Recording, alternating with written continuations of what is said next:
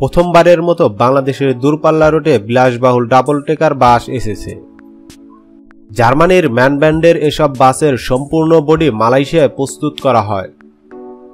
2-1 দিনের মধ্যেই এই 10টি ডাবল টেকার বাস চট্টগ্রাম বন্দর ছেড়ে সড়কপথে ঢাকায় এসে পৌঁছাবে। এরপর আগামী 18, 19 বা 20 আগস্ট এই 10টি বাসের উদ্বোধন করবেন সড়ক পরিবহন ও সেতুমন্ত্রী ওবায়দুল কাদের।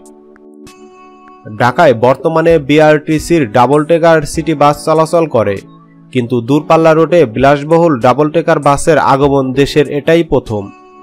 গ্রিন লাইন পরিবহন ঢাকা চট্টগ্রাম রুটের জন্য বাসগুলো নিয়ে এসেছে। গতকাল রবিবার রাতে গ্রিন লাইন পরিবহনের জেনারেল ম্যানেজার আব্দুস সাত্তার এসব তথ্য জানান।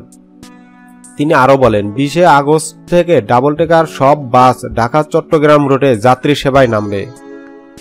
40 আসনের এসব বাসে বিজনেস ক্লাস সেবা থাকবে। প্রতিটি সিটের ভাড়া হবে 1300 টাকা। এক পাশে 2টি, অন্য পাশে 1টি করে আসন বিন্যাস করা হয়েছে। তিনি জানান, 460 হর্স পাওয়ারের 8 চাকার মাল্টি অ্যাক্সেল বাসগুলোর নিচতলায় থাকছে 7টি আসন এবং দ্বিতীয় তলায় বাকি 33টি আসন। গতিসীমা 100-র মধ্যে রেখে বাসগুলো চালানো হবে। আব্দুস সাত্তার বলেন, সুইডেন, মালয়েশিয়া, সিঙ্গাপুরের এবং ব্যাংককে এরকম বাস সচরাচর দেখা যায়। ইদানিং মায়ানমারে চলাচল শুরু হয়েছে, আর বাংলাদেশে ডাবল টেকারের এটাই প্রথম আগমন। তিনি আরও বলেন, 5 রঙের 10টি বাসের মধ্যে 2টি আকাশী নীল, 2টি লাল, 2টি সাদা, 2টি কমলা ও 2টি গাঢ় নীল রঙের বাস।